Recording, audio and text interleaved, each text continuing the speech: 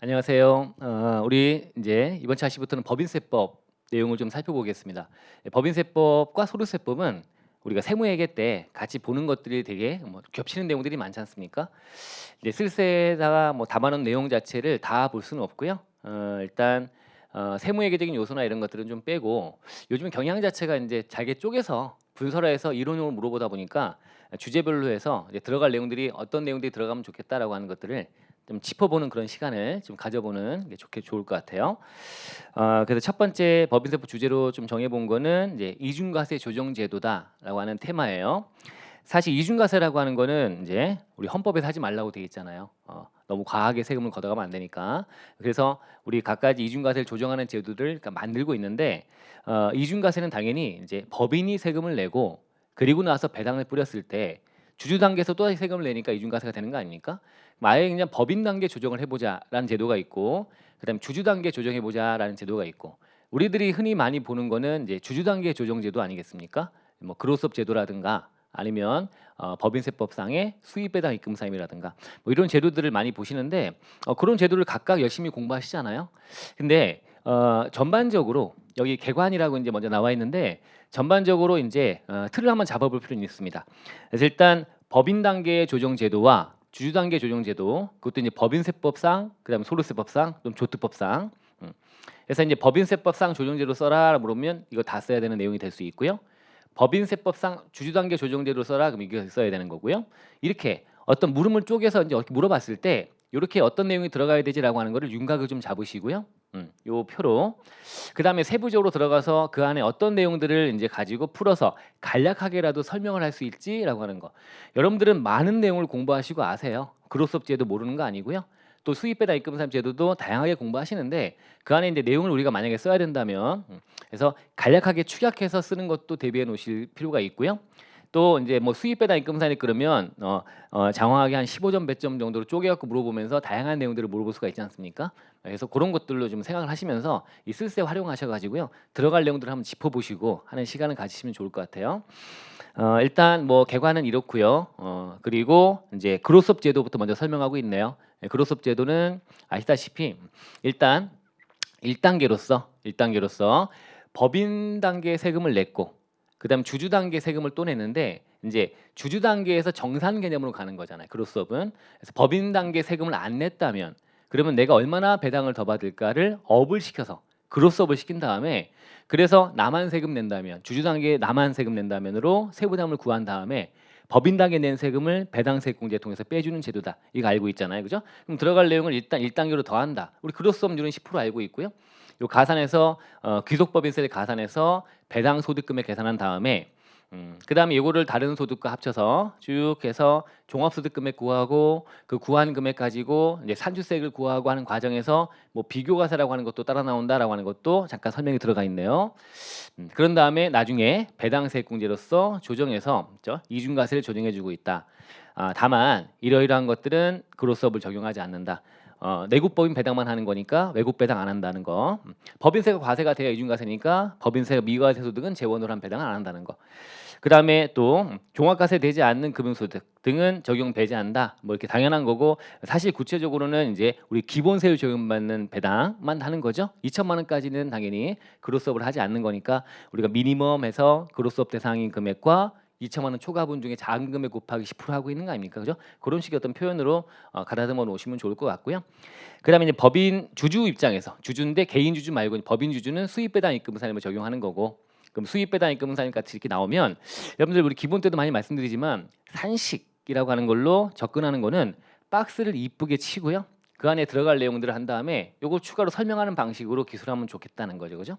그래서 기본 틀은 여러분 알고 있잖아요. 수입 배당금의 입금사임 율급해서 하는데 그때 지급이자 차감액 남의 돈 빌려 갖고 하게 되면 차입 출자하면 좀 약간 제재 가는 차원에서 그래서 지급이자를 부인하겠다는 개념인데 얘 송금분 산입을 별도로 규정을 지급이자 규정에 두지 않고 수입 배당금 입금 산입할 때 거기서 차감하는 방식 입금 산입에 차감이 되면 입금 산입과 똑같고 입금 산입은 송금분 산입이고 그럼 지급이자를 송금분 산입하는 어떤 제재가 여기 가해지는 거죠.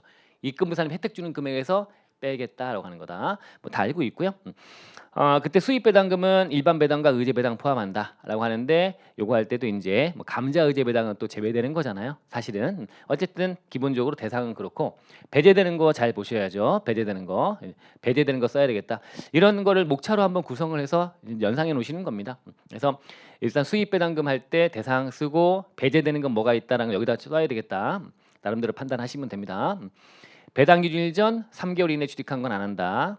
또 납원에 가시면 이제 3% 재평가세가 적용된 재평가 적립금의 감액 배당이라는 감액 배당. 자, 이건 감액 배당으로서 원래 재평가 적립금은 이제 금전 배당 등을 근원으로 쓰면 안 되는데 이제 이 감액 배당이라는 탈을 쓰고 이제 하면서 약간 규정을 피해가는 걸 막자 제재가 하기 위해서 이제 이 감액 배당에 대해서 3%짜리도 감액 배당 입금으로 봐서 과세하는데 여기다가 제재가 하는 거에다 입금 산입 혜택을 줘버리면 안 되니까 요거는 제외된다. 요거 좀 주의해서 해놓으시면 되고요. 그다음에 이제 비과세되거나 소득공제되거나 세액 감면받는 법인 이제 100% 연도에 한한다고 돼 있는 게 소득세법과 좀 차이 나는 거 아닙니까? 감면 세액 감면은 정확히 뭐 제주도 쪽 감면이라든가 지방이전 감면 같은 거겠죠, 그죠? 이렇게 돼 있고 동업기업 특례는 당연히 이거는 이중과세를 완벽하게 조정해 준 제도니까 굳이 할 필요 없으니까 제외된다 이런 거 알고 있습니다. 거기다가 라번에 가 보시면 법인세가 과세되지 아니한 수입 배당금이다라고 하는데 사실 여기에 납득이 좀 안 가는 부분이잖아요. 그죠? 어떤 규정이니까 어떻게 해요? 써야죠. 감자 의제 배당이라고 하는 거죠. 그리고 이제 요거 하나 최근에 들어온 거 회사가 자기식을 보유함에 따라서 추가 더 받는 부분인데 지분율 증가한 부분인데 구체적으로는 이제 의제 배당 재원이 아닌 걸로 하더라도 지분율 증가한 부분은 추가로 의제 배당 보는 그 부분은 수입 배당 입금 사입을 하지 않는 걸로 최근에 들어온 거죠, 그죠? 요 최근에 들어온 내용도 추가로 얹어서 쓸 수 있도록 만드시고요. 일단 그래서 수입 배당금이란 틀 안에서 이제 내용을 설명드린 거고요. 그다음 입금 사입률이라고 하는 거는 단순 암기가 좀 돼 있으면 좋겠죠, 그죠? 이런 것도 박스 치든가 해서 이쁘게 보여주면서 하는 걸로 하시면 좋을 것 같고 마지막으로 지급자 차감액이라고 하는 구조, 차감하는 거 이것도 식으로 보여주면서 그래서 요 안에서 이제 지급이자에는 제외되는 거. 먼저 부인된 거 빼고 해야죠. 안 그러면 지급이자 부인되고 또 여기 와서 부인되면 이중 부인이나 마찬가지니까 어차피 우리 많이 알고 있는 지급이자 먼저 지급이자 손금사 때 버린 거 연지급 수입이자 현해상가액 같이 따라다니는 거죠. 상업범 할인료는 매각거래일 때 한해서 이게 제외된다는 거 요거 잘 알고 있고요.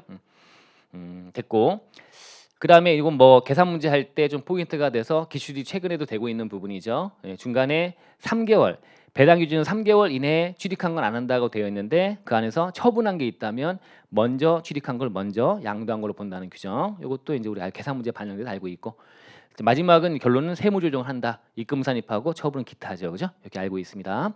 이런 내용으로 이제 잡으시면 되겠네. 자 이렇게 훑어보는 과정에서 무리가 있습니까, 여러분들? 무리 없죠, 그죠? 다 아시는 내용이죠. 근데 어떤 내용들 담아서 표현해서 넣지라고 하는 것들 구상을 해보라는 겁니다. 그래서 이렇게 좀 양이 좀 많죠. 전반적으로 다 써라 물어본다면 좀 더 축약할 필요도 있을 겁니다. 그 나름대로 문제 배점에 맞게끔 답안을 만드시면 좋을 것 같고 또 이런 좀 풍성하게 내용을 준비하고 가시면 좋지 않을까라는 생각이 듭니다. 이렇게 하면 되고 이중과 조정제도의 필요성은 뭐 우리 많이 얘기하는 공평, 수적 공평, 수평적 공평. 이중과세가 돼버리면 두 번 세금 때린다라고 하는 거니까 어떤 동일한 담세력이 동일한 세부담이 아니니까 이게 수평적 공평을 침해하는 건 맞고요. 그 다음에 조정을 안 해주면 그러면 우리가 법인세나 소득세는 특히나가 누진율이 센데 그게 일로 와서 수지적 공평 이게 이제 그 누진율을 적용해서 세부담이 담세력이 높아진 자들을 훨씬 높은 세부담을 지우겠다고 하는 소득세법의 누진율을 희석시켜 버린다. 조정하지 않으면 그래서 이게 침해하게 된다라고 얘기를 하죠.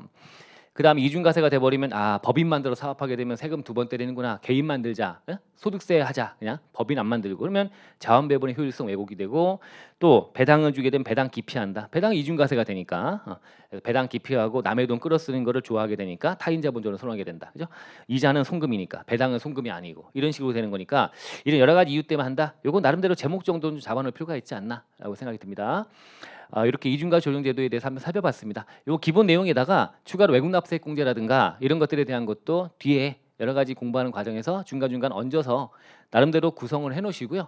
그거를 끌어다가 아까 처음에 개관에 말씀드렸던 대로 그 틀 안에다가 이제 뭐 나름대로 어떻게 물어볼지 모르겠지만 요 내용과 요 내용 위주로 살펴봤는데 외국 납세액 공제라든가 또 이제 배당소득공제 유동화 투자 나오는 거 요런 거라든가 요런 내용들도 하나하나 그 내용들 안에서 필요한 부분을 우리가 간단하게라도 표현할 수 있도록 얹어서 구성해 놓으시면 어떠한 문제가 나오더라도 어떤 형태로 나오더라도 다 대비가 될 겁니다. 그렇게 한번 잡아보시면 좋을 것 같습니다. 자, 첫 번째 얘기는 법인세법 첫 번째 얘기는 이렇게 마치고요. 이어서 외국 자회사 등 수입배당 입금 산입 제도를 좀 살펴보는 시간을 가져볼게요. 예.